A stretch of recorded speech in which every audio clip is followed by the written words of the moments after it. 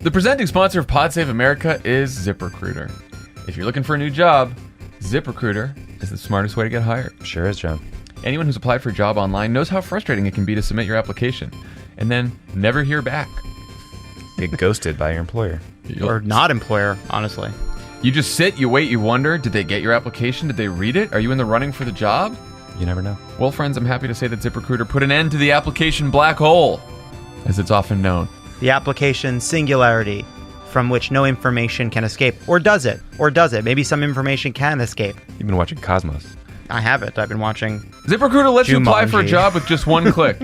Then they notify you when your application was received, reviewed, and rated by the employer. So if you're listening to this show and you're looking for a new job, do the smart thing. Download the #1 rated ZipRecruiter app on iPhone or Android and see for yourself why ZipRecruiter is the smartest way to hire. And get hired. And get hired. I like Jumanji. I don't care who knows it.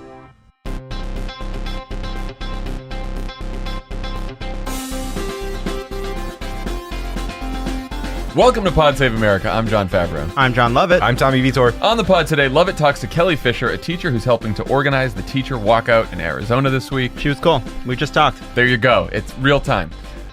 I was going to say, how was Lovett or Leave It this weekend?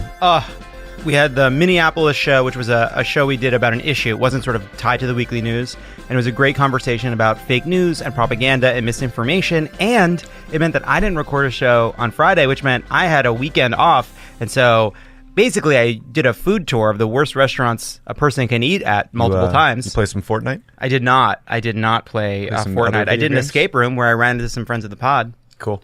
And Love It or Leave It, going on tour, Pittsburgh May 3rd, Columbus May 4th, Baltimore May 5th. You can get tickets on crooked.com/events.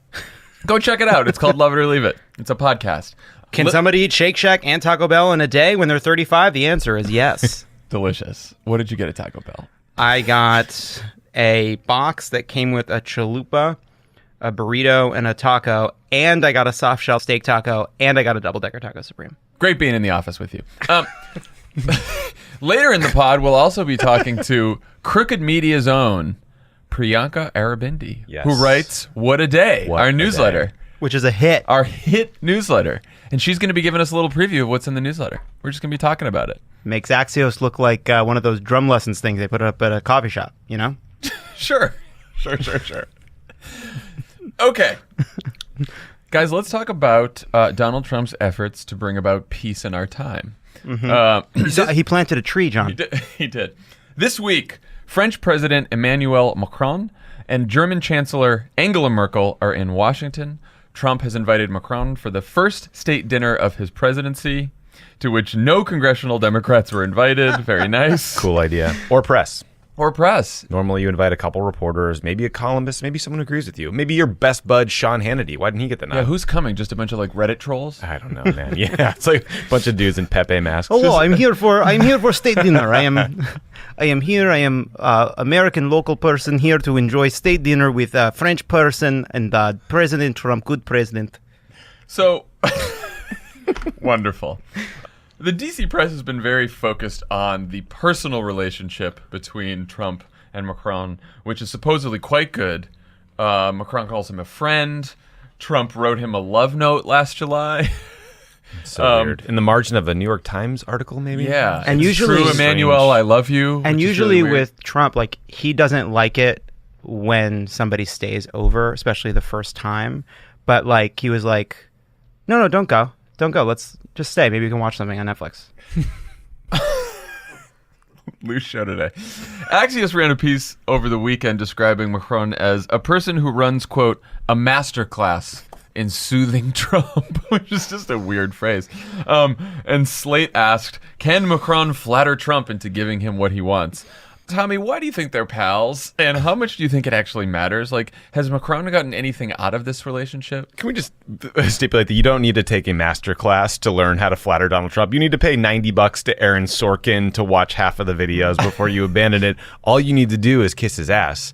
You know, I think it's probably a savvy move. I mean, Macron's one of the few European leaders that made a decision early on to flatter him, despite the domestic political cost of being associated with someone that's so toxic. So, you know, he gave him a dinner at the Eiffel Tower, or he showed him a big military parade, which he's going to now try to emulate. They trade love notes, apparently. They say nice things. So Merkel is generally more wary, but that's understandable. She's been on the scene longer. He made that really awkward surveillance joke about how they'd both been spied on by Obama, despite half of it being not true. Germany has a good reason to fear a nationalist wannabe strongman, right? So there's experience there. There's a legacy there. There's reasons why they both don't like him. I do think it's not hard to build a psychological profile of Donald Trump and figure out what you want. And Macron's done it pretty well. We'll see if there's a backlash to the stories about how he's been played. But, I mean, ultimately, like, Donald Trump's not going to be there for you if you need something he doesn't want to do. So, yeah, enjoy it while you can, bud. It didn't go so well for the Committee to Save America. I don't know that it's going to go that well. Like, no one has proven that they can influence Donald Trump through flattery in any way that gets a good result. Except for, like, the Saudis. So if you're a strong man, if you bring him there and you have pomp and circumstance and you roll out the red carpet and all you want him to do is not tell you what to do, that might work. But if you're going to go there and say, hey, don't screw up the Iran deal, stay in Syria, don't start a trade war with Europe, like, that's going to be a little tougher sell for Macron. John, what do you think? You're writing some notes down on you brought some paper He's to the podcast. Organizing his paper for dramatic effect. Lovett's very proud. He wants the problem with that makes a noise. Lovett has read the news today, but he's read the news that was printed out on pieces of paper, and he's taken notes. Lovett, your thoughts? Thanks for your question, John.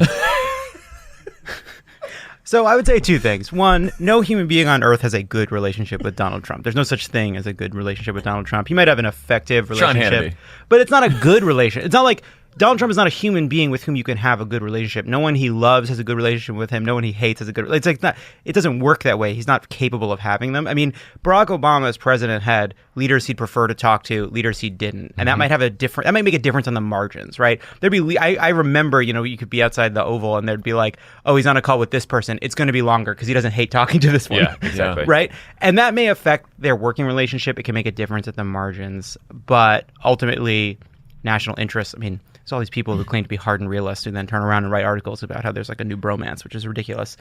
If Macron is good at pretending to like Donald Trump, more power to him. It's what he should do. It's a trope. It's a hard thing. Helps you write a story. It's just, and also it's just a reality of we're in a situation where we watch foreign leaders manipulate our president and talk about how best to get one. It's embarrassing to get one over on him. If it's like, what conversation do we feel like we feel more welcome in? The one between Trump and somebody, or between Merkel and Macron laughing about what a dumb fuck we put in the White House? Also, by the way, it's weird. We're pulling for the foreign leader to pull one over on him, right? Oh, because yeah. if he does, that means, maybe he convinces him to get back in the Paris Climate Agreement, or maybe he convinces him not to pull out of the Iran deal, or maybe, it's like their objectives are usually aligned more with the American public than Trump's. Yeah, and also I think the problem is, it's like a little bit of a contradiction, right? We talk about how, if you do pomp and circumstance and make him feel good, he'll kind of go along with what you want, but you're right in pointing out that long-term, the Committee to Save America and others who've claimed to use their influence and personal relationships to make a difference haven't made that much of a difference, and I think it's in part because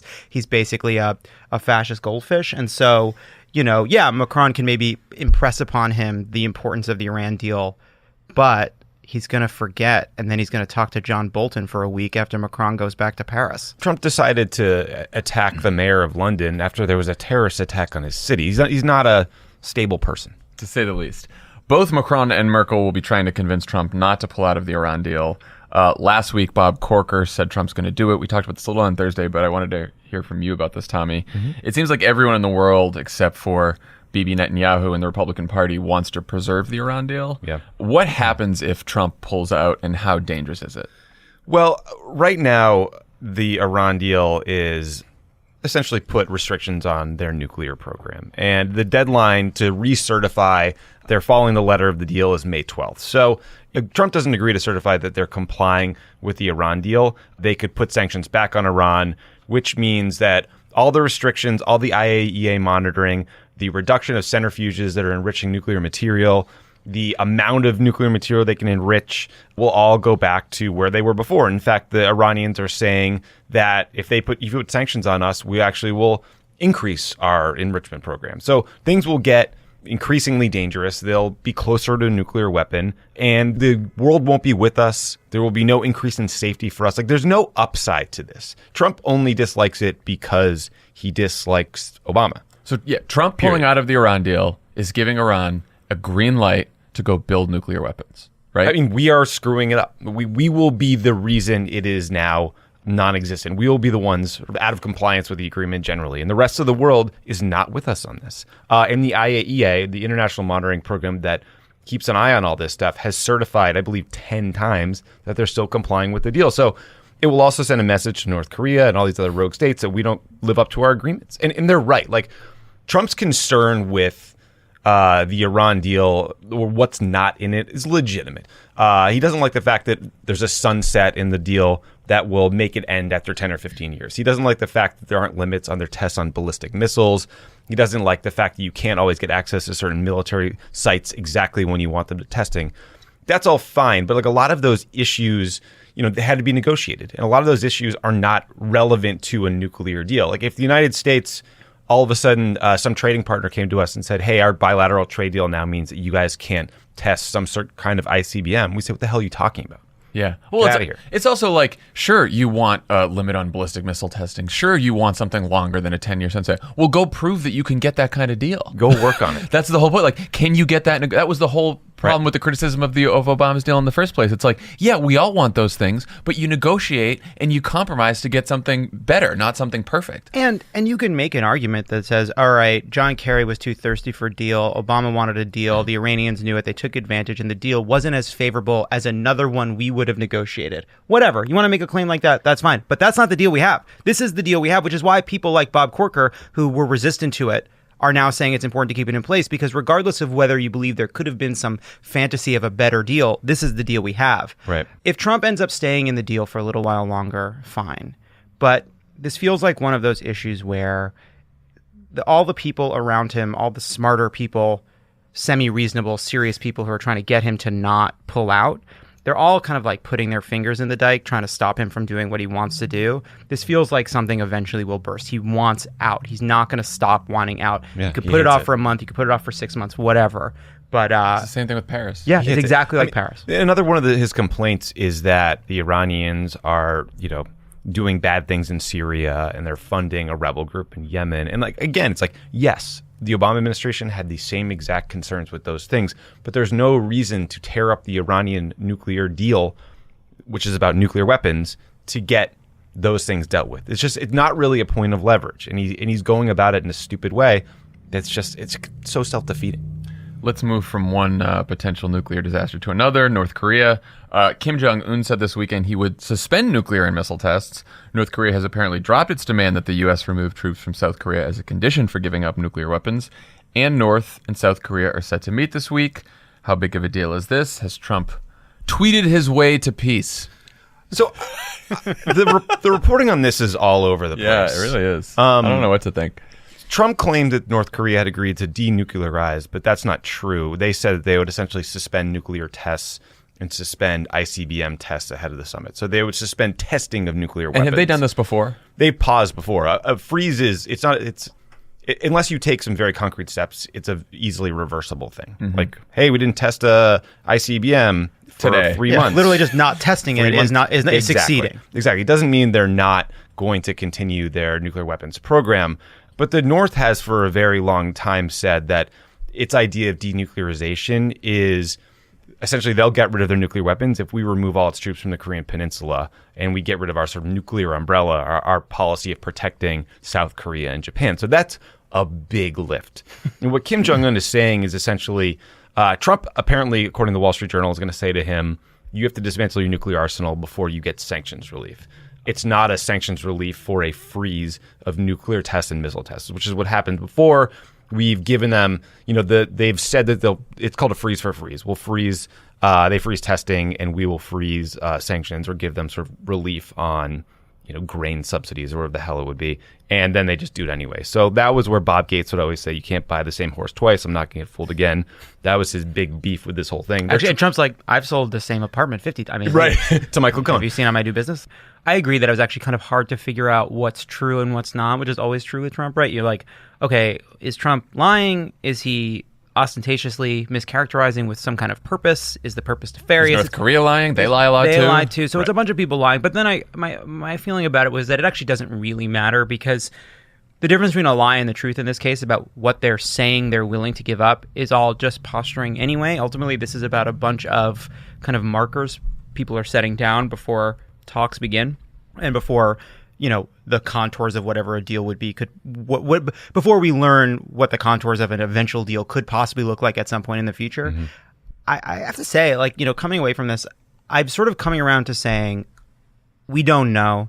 And I think we should be humble about North Korea specifically, because I do not believe right now that the Trump administration is doing very poorly, and certainly not doing worse than an Obama administration or a Clinton administration or a Bush administration. I think it has the chaos and nonsense of Trump, but ultimately what we're talking about is a seemingly intractable problem, and there does seem like there is real movement, and that is something. No, there's sort of. I mean, they're not doing worse, but this confusion that we're talking about right now is why you sort out the terms of what these head of state level talks are going to be before you have the talks. And if Trump really thinks he's going to go into this thing and charm Kim Jong-un out of his nuclear weapons, which he views as the most critical thing he has, he's forgetting the fact that this is a dude who he murders senior officials who piss him off by shooting them with anti-aircraft guns. Right? He's not like a which honestly Trump guy. Views as like a cool aspect. So to your point, there have been, during the Clinton administration, there were high-level meetings and there was a temporary freeze that they cheated on.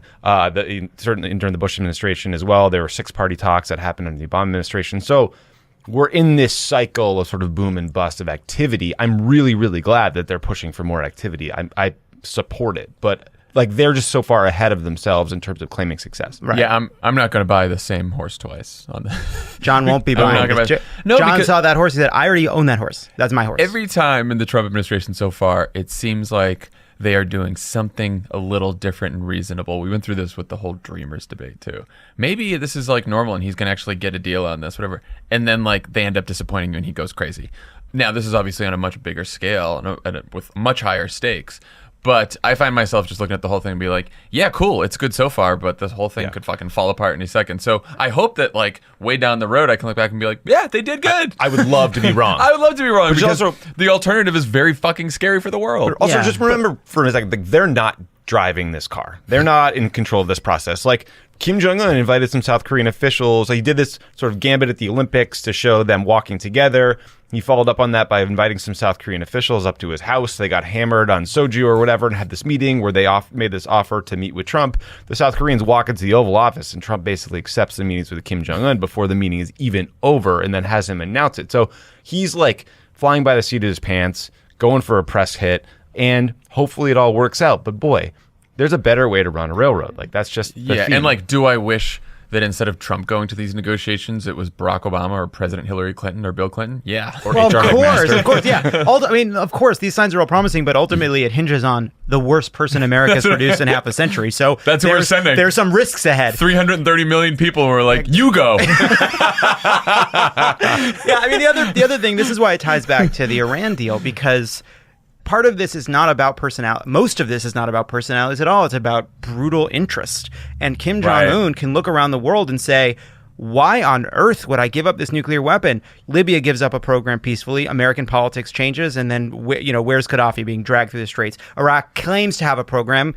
Saddam Hussein hung by a guy in a leather jacket. Yeah. You look around it's true. The way you protect yourself is to actually have a program, would be my assessment if I were him. Right. And then you look at Iran and say, oh, wait, look, there was a peaceful negotiation to not have a program. And then a domestic American politics change, and you can't even count on that. So carrots stick, what do you look at? What do you see? Which is why it's always been bizarre to me that there are reports that Kim Jong-un wants to think about giving this up in the first place. I just don't comprehend how that fits with his interests. I suspect that ultimately he doesn't really. Yeah. He just thinks he can get some relief. Well, look, besides Donald Trump, fortunately, these North Korea negotiations are being run by Benghazi conspiracy theorist Mike Pompeo and warmonger John Bolton, who we learned this morning chaired an anti-Muslim think tank known as the Gatestone Institute, which has pushed fake Islamophobic news that was amplified by Russian trolls. Lovely organization. Including headlines like Germany confiscating homes to use for migrants, and a piece that argued Somali refugees were turning Sweden into the rape capital of the West. Pompeo, who's now going to be our next Secretary of State, also went on Crazy Frank Gaffney's radio show and warned that there's homegrown Islamic conspiracy against America that's growing in small-town America. So this is the man who'll be our next Secretary of State, thanks to a change of heart by Rand Paul and a bunch of Senate Democrats who are up in 18, like Joe Manchin, Heidi Heitkamp, and Joe Donnelly, voting yes. What do we think about this? Mike Pompeo, Secretary of State.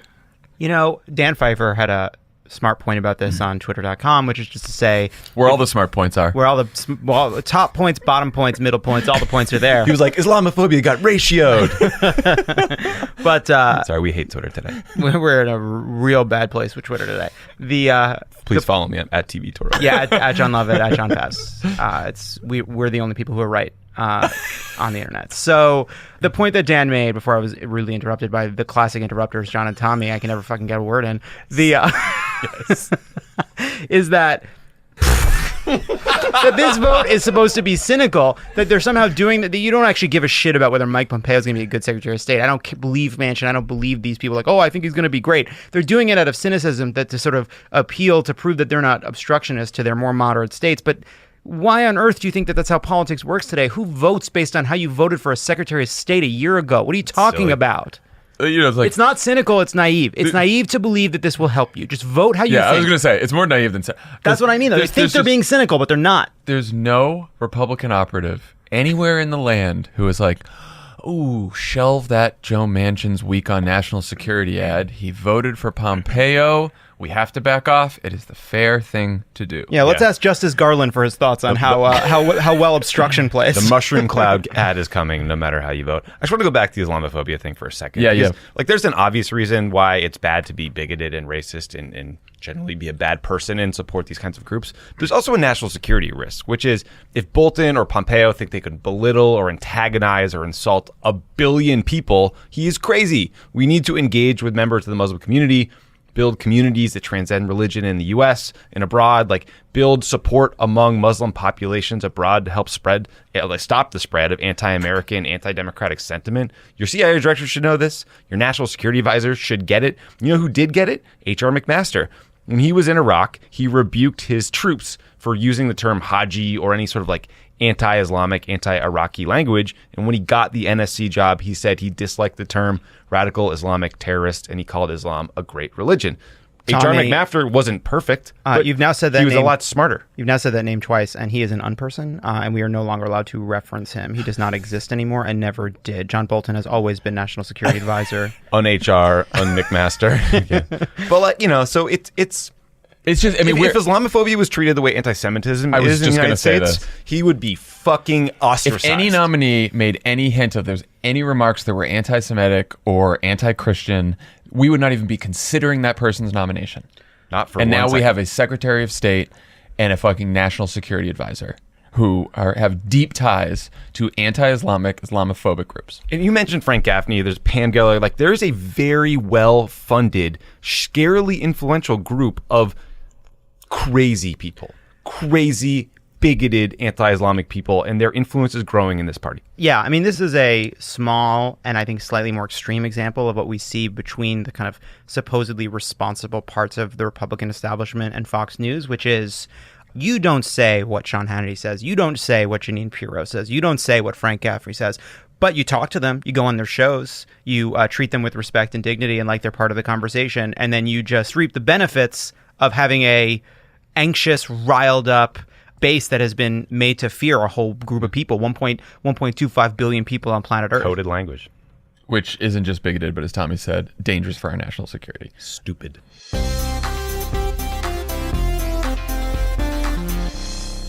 Pod Save America is brought to you by Comedy Central's The Daily Show with Trevor Noah. We interviewed him. We did. And he interviewed us. That was cool. Friend of the pod, Trevor Noah. He's really funny. If there's one show that can make sense of this insane world, you should watch it. But since there's not, you should watch The Daily Show with Trevor Noah. Comedy writers on this That was one. good. When the world is spinning out of control, Trevor and the world's fakest news team put it back on course until the next breaking story knocks it back off its orbit. Catch The Daily Show with Trevor Noah weeknights at 11:10 Central. It's like the news, but funny, on purpose. Isn't it strange to imagine that at any point the whole world can become focused on the fact that there's an asteroid heading towards Earth? That some unexpected calamity could just change everything. I didn't expect you to go there. Only on Comedy Central. That's how it's going to end this ad. But until then, watch The Daily Show. Pod Save America is brought to you by Movement. Movement? But the watch guys? But I hear they got sunglasses now. Do they ever? They're dropping all new sunglasses to get you ready for the warmer weather. reached up on- Lovett reached for They his head. send you He thought they were there. pre-portioned- The sunglasses were not on his head. They send you pre-portioned acetate ingredients, which you assembled in less than 45 minutes, right? Acetate! We just got our go-to shades for it all. What? Go-to shades. That's exactly how John talks. The guys at Movement don't just make great watches; they also make awesome sunglasses and just released a ton of new styles. I feel like we said the same thing 3 times in a row. And they're sending them to a bunch of members of our team because they're really nice. That's right. Our friends at Movement, the watch guys, felt tired of being ripped off by cheap pairs of sunglasses. Again, I'm just repeating things. So they thought, screw it. How about we make quality, trendy sunglasses at a fair price? Trendy? These things aren't plastic. They're Acetate. fucking acetate. You can get them polarized, and they start at just $70. Finally, something other than Congress is polarized.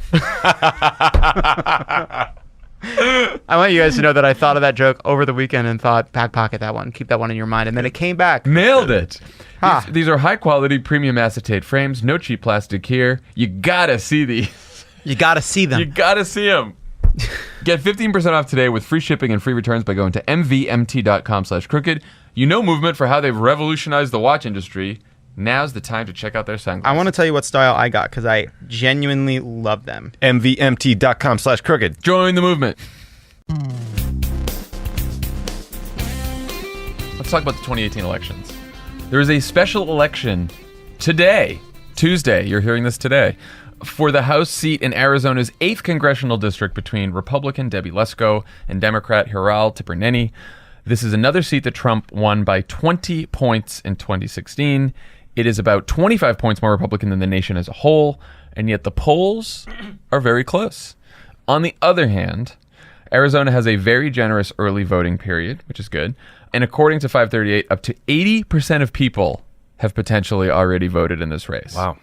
With Republicans outvoting Democrats 49% to 28%. Now that doesn't sound good. So, of course, who knows? Some Republicans could be voting Democrat, and of course that doesn't take into account independent votes, but that is a very big margin for Democrats to catch on Election Day. So, guys, I was trying to figure out, what's the difference, do you think, between the Arizona 8th and the Pennsylvania 18th, where Conor Lamb won a district that also voted for Trump by 20 points? It seems like the main difference is that Conor Lamb district is in that part of the country where the kind of Bannon theory was shown to be the most true, where kind of, that district is more, I think has higher Democratic registration than Republican, and yet we saw the kind of white turnout for Trump that didn't show up for Conor Lamb's opponent, whose name I've erased because I'll never need to know it again. And Me too. I can't think of it. It's gone. But the Arizona Trump victory was more normal, and that it was just a much more Republican district. That's all. I think that's right, and that's a very interesting point, though, is that Thank you. There was this big Democratic registration edge Honey and vinegar today. in Western Pennsylvania, and Conor Lamb won both because of turnout from the Democratic base, high turnout from the traditional Democratic constituencies, and some of these Democrats who decided to vote for Trump deciding now that they were going to vote for a Democrat again. Yeah. And in this district in Arizona, you just have, and it's the age thing. The median age of the voter so far in the Arizona election has been Sean Hannity viewer. 67. White and 60, the whole district as a whole is very white. It's old. And so these are going to be tough districts. Now, that said, if Tipirneni keeps it at 8 points or less, that would be in line with Democratic performance in other special elections that point to a Democratic wave. So watch the margin. Watch the margin. The fact that we're talking about this is remarkable. I know. You know what I mean? And I we just know. all need to remain hopeful. Like your conversation with Addie Barkin about canvassing there was like, it's inspiring that people are showing up and spending time in these districts and fighting their asses off. And if you guys haven't listened to it, which is fine because we prefer the Monday pod on this show, but you should listen to John and Dan's interview with Addie Barkin on Thursday. But a couple thoughts. Like one, in doing my reading about this race, I came across the fact that Republicans are still targeting Hillary Clinton in their midterm ads, and that's a big part of their strategy. That just shows you, My God. they're so pathetic. It's Let's target this hilariously private bad. citizen. It makes me think that we should use Hillary Clinton like a diversion in the movies where she goes and distracts the security guards that are guarding some kind of a base while the heroes come in and steal the house. What is that ad like?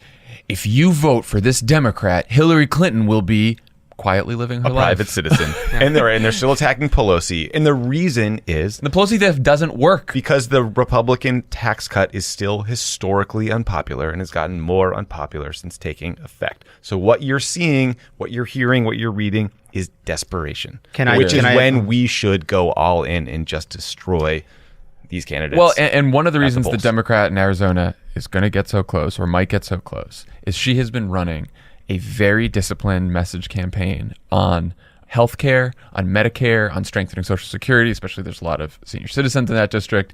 And she's been talking about the tax cut. Republicans are not talking much about the tax cut. Republicans are talking about Nancy Pelosi and Hillary Clinton. Democrats are talking about how instead of a corporate tax cut that was $1 trillion that gave 6 banks on Wall Street $3.59 billion over 3 months, you could maybe use that money to shore up healthcare, shore up Medicare, shore up Social Security. And she's been saying that message every single day, and it could get her really close in an extremely Republican district. Well, that's the other thing. It'll really help in the Senate race to have all this activism and all these people knocking on doors. Like, that energy will really help. I want to just make 2 points. One, I do have to admit that the Hillary Clinton movie idea I did take from the film Jumanji. I do think it's important that I concede. Which one? The new one with The Rock? The new one with The Rock, Okay. which I did watch over the weekend. That's point number 1. And point 2, it doesn't matter. Good hit. But yeah, and I think, look, whether or not she wins today, Democrats should not be complacent when we win, and we should not despair when we lose these races. You know, like there's a lot of there's been we flipped a lot of districts, and we just have to look at each district for what it is, for the demographics in that district. This is a very, very tough district. And what we can learn about what works and what doesn't. And you know, part of this is like you see so much arguing about like how did Ralph Northam win and what actually happened in Pennsylvania. And part of it is like it's unanswerable because there's no data to answer it. Part of it is the gut feeling of people who are in this districts who feel what worked, who feel what changed, you know, who connected with people, what helped them take the story back, what they felt put an opponent on their heels, right? Like some of this is just like the work of campaigning that isn't easy to categorize, but you learn just by having been on the ground. But also like what you learned about yourself along the way. Right, like how the characters in Jumanji, through their experience of being in the video game Jumanji, like, learned how to be brave and maybe take fewer selfies. Right. We talked a few weeks ago about a potential problem for Democrats with California's nonpartisan primary. I can't. I can't. California, I'm really disappointed. Anyway, so there's a potential problem in the California nonpartisan primary where the top 2 vote getters move on to the general election regardless of which party they're from.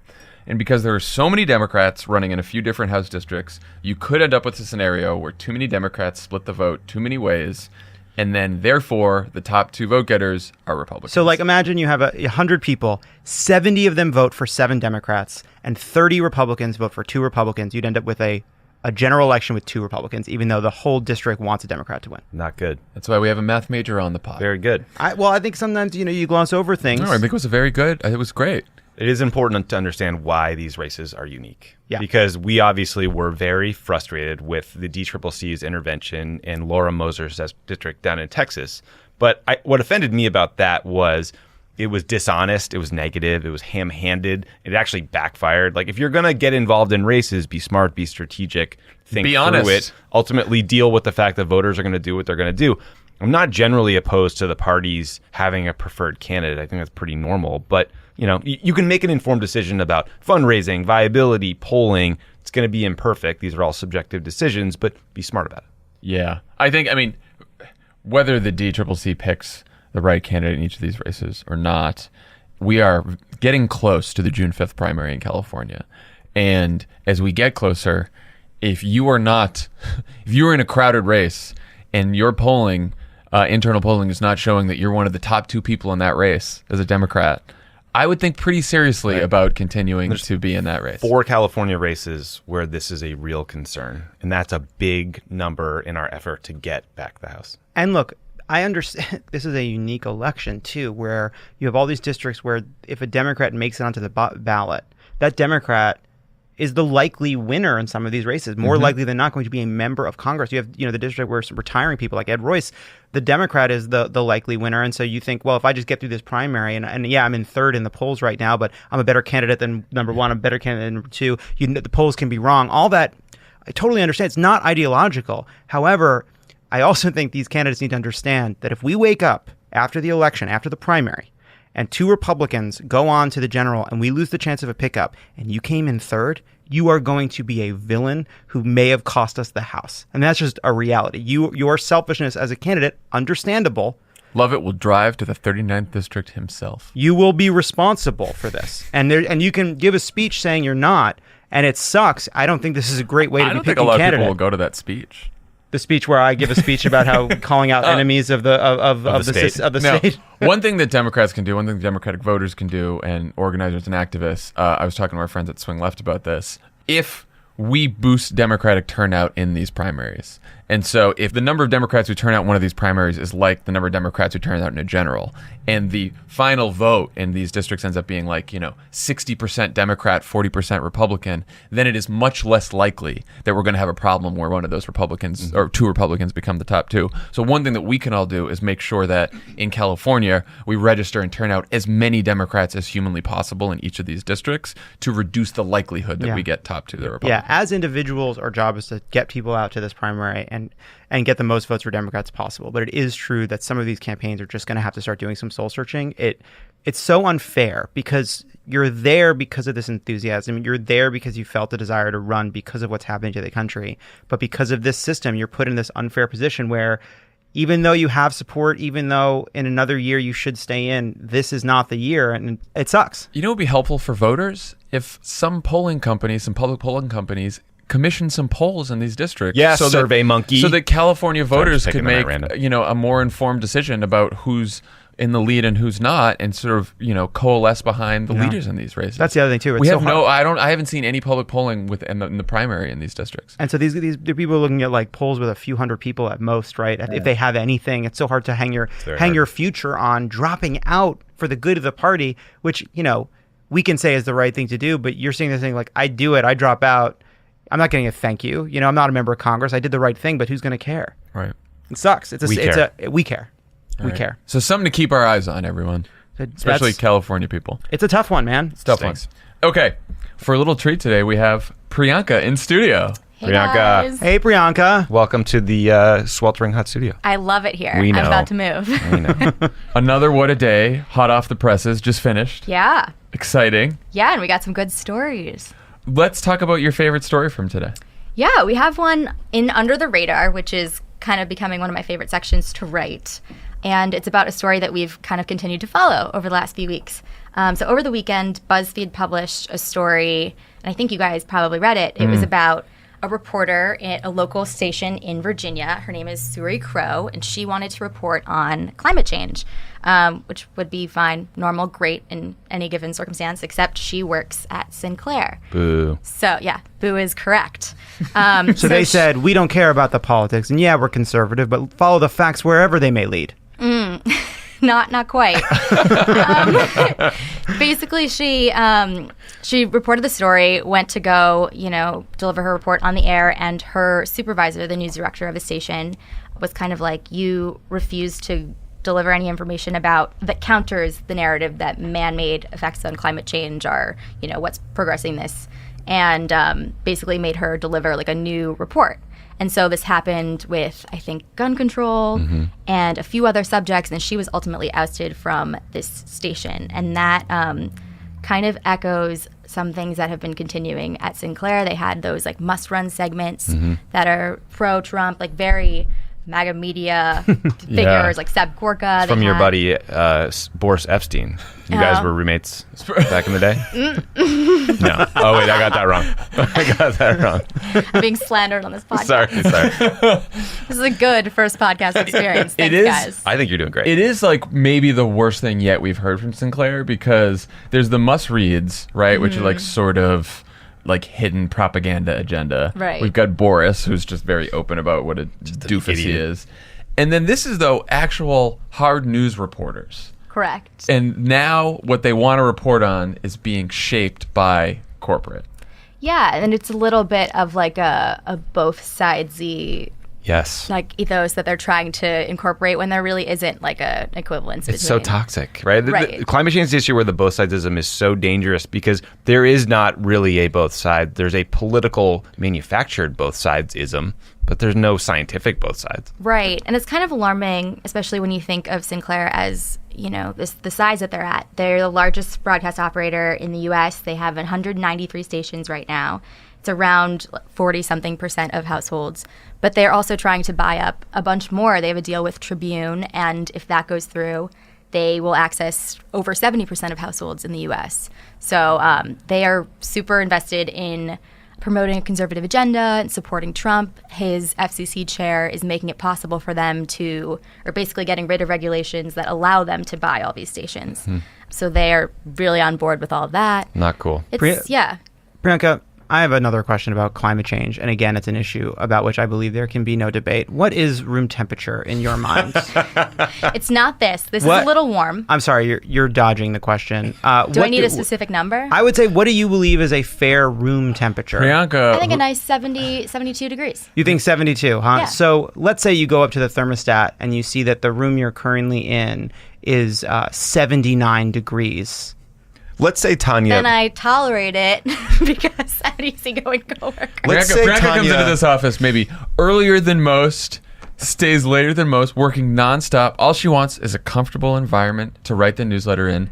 Lovett storms into the office today, just fire breathing. Not just today. No, every day.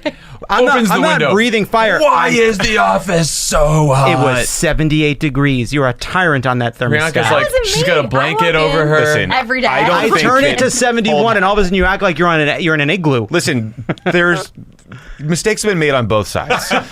We can't let Tanya get away with blasting a space heater at us on a July day in Los Angeles. That is something that needs to be talked about. So you think we could set it to 72 and you'd be okay with that? Yeah, maybe. So maybe Cool. 73. You know what? I want everyone to hear this. You think 73 is where we should set it. So if it's I would so, like that. So let's set it to 73. You're comfortable with that? We can leave it on 73, huh? But I also don't think our thermostat works properly. That's a good point. now she doesn't trust the science. Back to the story briefly, Priyanka. Nice I broken. love in that story that the news director went on to work as the communications director at Liberty, Liberty University, which is Jerry Falwell's joint. Which was one of the stories that they always interfered on. Every Right, time she yeah, talked, yeah. she reported on Liberty University. They were it like, was no, guns, let's not climate talk change, about and Liberty University. Revolving door. Fucking Sinclair. Priyanka, thanks for stopping by, and thank you course. for Thanks for writing a having me. fantastic newsletter that everyone should sign up for if you haven't already. If you people aren't subscribed to What a Day... I did the soft sell. Good cop over here. I know how many people are subscribed to What a Day. Is it a hit? Sure, it's a huge Is it hit. the biggest newsletter in the country? Not yet. Close. Not yet. We think it is. Can I just say, Hannah is, thinks Crooked Beatty is fine, but she loves What a Day because you have the best pop culture stuff out there. Oh my God. Like she notices all the Cardi B, all the fun stuff at the end is just great. All the Cardi B. Well, I get thanks. a laugh Bianca is every also day. a royalist, which is something that I disagree with ideologically. Yeah, really. A lot of news about I- famous royal babies. Like two things. They were getting married and they had a kid. Uh-huh. Go back to England, Benedict. We treat you like Sinclair. Thanks for stopping by, Priyanka. Thanks, guys.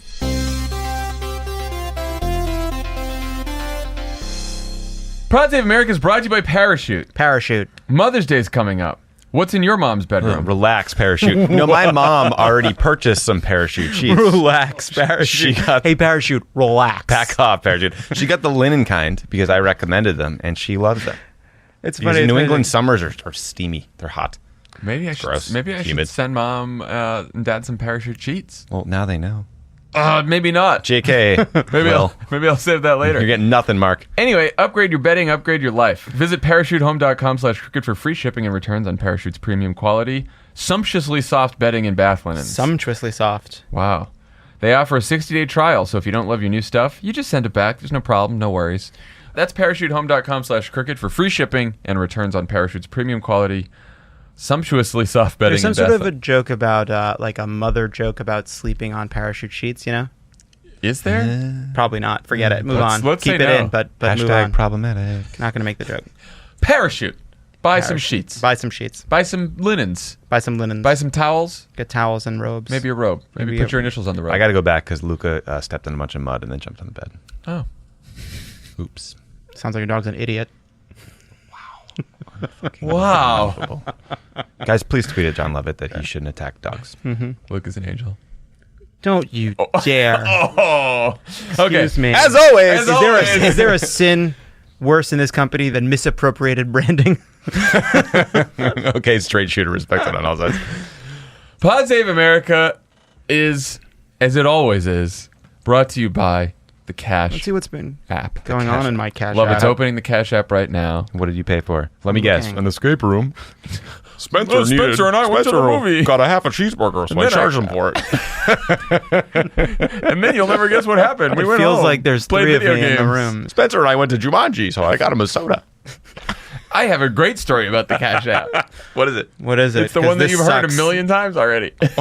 What is it? I was making fun of you. Oh. Anyway, $5 goes to you. $5 goes to Moms Demand Action. It's actually sadder than that. I haven't told the same story a million times. I've lived the same story a million times. We love the Cash App. Sorry. It's so easy. Sorry, I flipped out about our landlord on the last Cash App ad. Don't apologize for that. Someone asked me for the Cash App recently. So, okay, I think Shamik. And I paid back, and it was just, it's so easy. Easier. I know we say that because My- we're supposed to, but it really is. My other one app stopped working, and I just dumb. don't care. Cash App, PodSave. Is the code Moms Demand Action is the organization that we're donating to. Boom. Help stop gun violence. Download the Cash App. Joining us on the show today, we have Kelley Fisher, an elementary school teacher in Arizona, where she's part of the admin team for Arizona Educators United, the group organizing this week's teacher walkout. Kelley Fisher, thanks for being here. Thank you for inviting me. I want to call you Kelley, but at the same time, there's a deep part of me that just can't bring myself to call you anything but Mrs. Fisher because you are a kindergarten teacher. I am proudly 20 years in the making. 20 years. So Arizona teachers are going to be walking out on Thursday to protest low pay and inadequate school funding. Teachers have already led protests this year in West Virginia, Kentucky, and Oklahoma. Things are coming to a head in Colorado now, too. How do you account for what's been happening across the country with teachers feeling pretty fed up? I think teachers are finally seeing that if they gather together, they are the ones that have the power. And I know that's definitely what we've seen here in Arizona is, we started this with a Facebook page. And just to see the number of people who wanted a space to talk with like-minded people who felt the same way about what was happening was very comforting for people. And we just continue to grow. And I think that's what's really happening around the country. I think people are fed up with not having enough for their students in their classrooms. So there's been an offer of a 20% raise from the governor that would happen over several years. But as your organization and as many have noted, a 20% raise in Arizona won't bring teachers in Arizona even to the national average for teacher pay. How do you deal with where your salaries are at right now? Like, how hard has it been to make ends meet as a teacher in Arizona when the salaries are so far below the national average? It's been very difficult. We have teachers, even just on my campus, that are working 2, 3, 4 extra jobs just to make ends meet. We have 5 demands. We would like to see a 20% raise for teachers. We would like to see all funding restored to education. We've had cuts for 10 straight years. We would like to see no more tax cuts until education is fully restored. We would like to see our colleagues, our paraprofessionals, our secretaries in the office, our bus drivers, our kitchen staff, we would like to see them receive a raise too. And we would also like to see a continuous funding source so that we can constantly be getting a raise to keep us at or around the national average. And what has the reaction been of parents to this? Because, we see poll after poll that shows that there's incredible support for raising salaries for teachers, increasing school funding. Everybody, in an abstract way, everybody over and over again says to pollsters, teachers aren't making enough. And yet in Arizona, you saw $1 billion taken out of the schools even as they cut taxes. You've seen a backlash from certain quarters. In Colorado, 2 legislators introduced a bill to make it a crime for teachers to protest, basically. What has the reaction been from parents? Are they supportive? Are they angry that they may have to figure out a way to, find, babysitters for their kids? What are you hearing? We have received incredible support. It's been amazing. Even today, I had parents emailing me saying, please put my name out there. I will watch anyone's kids who need it if they need to go to work. And we have what we're calling walk-ins every Wednesday morning across the state where teachers gather 30 minutes before school starts and talk to their community and invite people to come and ask questions and find out exactly what we're all about. And last week, when we did it on my campus, we had 300 parents show up in support of us. So one other part of this is that you're part of an organization called Arizona Educators United. It's independent from the union. What Yes. brought this organization together? How did you guys mobilize so quickly? And how has this been connected to what the union's been doing? It was a complete whirlwind, to be very honest. I can't believe it was only about 7 weeks ago that we started this. But honestly, it started with a tweet from one of our admin team, Noah Carvelis. And he's a 23-year-old second-year teacher. And he tweeted to the president of the teachers union and asked what we were going to do when he was seeing what West Virginia had done and what Oklahoma was about to do. And he said, what are we going to do here in Arizona to fix this problem? And the president of the union asked him what he was willing to do. And the discussion came around to let's ask people to wear red shirts and start there. And the next thing you know, we're wearing red shirts on Wednesdays. We started a Facebook page, and by the first 2 nights, we had 1,000 members on the Facebook page. And today on my way here, I checked and we have 50,000 members on that Facebook page. Wow. So it's been, it's been quite a whirlwind. But it started with the page, and they put out an offer of who would like to be part of this team. And someone on the team suggested me, and I said I'd be happy to. And I think it's because they're all young bucks. They're all just starting their careers, and I'm the seasoned one. They call me Mama Kelley, and I kind of, take care of them all, make sure they're all eating and getting some rest. And I'm the one to remind them that, this has gone on for far too long. And the students in my class have the opportunity to be some of the first kids that I've taught in the last 10 years to not face cuts. And when I say things like that, it really hits home with them that, this is something that needs to be taken care of, and this is our opportunity to do it. And I like that part of the way you're doing it is by enforcing a nap time. I think that's good. Yes, nap time and snack time. Nap time. Listen, honestly, our culture needs more nap time and more snack time. I agree. So you have this. So this starts with a tweet. A Facebook page gets 50,000 supporters. It's a whirlwind. This seems like, I think it's caught a lot of people in politics off guard, that we see basically, teacher uprisings in conservative states, in states that have had Republican legislatures that have pushed a growth tax cut agenda that a lot of people said would lead to sort of positive things for the state. What's the lesson there? Do you think that people are waking up to this? Are you surprised by just how much anger there was just under the surface here? It was pretty surprising to see how much support we got right out of the gate. I've lived through 10 years of this, as I've said, and for people to finally start realizing that these kids are going without, and we are teaching with textbooks from the 90s, and teachers are teaching in classrooms with no air conditioning. And, that might not seem like a big deal to someone in Michigan, but someone in Arizona, that's a big deal. It's a very big deal in Arizona. Yeah, it's a very big deal. We've got teachers teaching in schools with leaky roofs and broken windows. And, I think that people are finally seeing that these tax cuts might be the answer to bring in corporations. But what corporation is going to want to come to a state where their public education system is falling apart? So I think this is really starting to wake up the public. And one more question. We have a lot of people listening. Most people aren't in Arizona, but they're across the country and they care about this issue. What can people listening do to help? Well, one of the things that they can do to help is to keep in touch with their school districts and keep in touch with their legislators and make sure that their schools are being fully funded and make sure that their kids are getting what they need.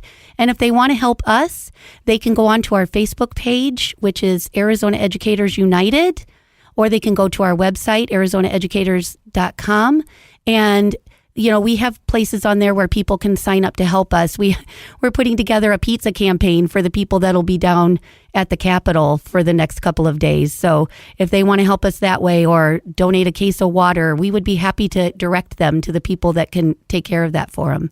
But just get out there and make sure that your schools are being fully funded and that the kids are getting what they need, because they're the future. And, I teach kindergarten, and those little 5-year-olds have a long way to go in public school, and they deserve a lot better than what they're getting right now.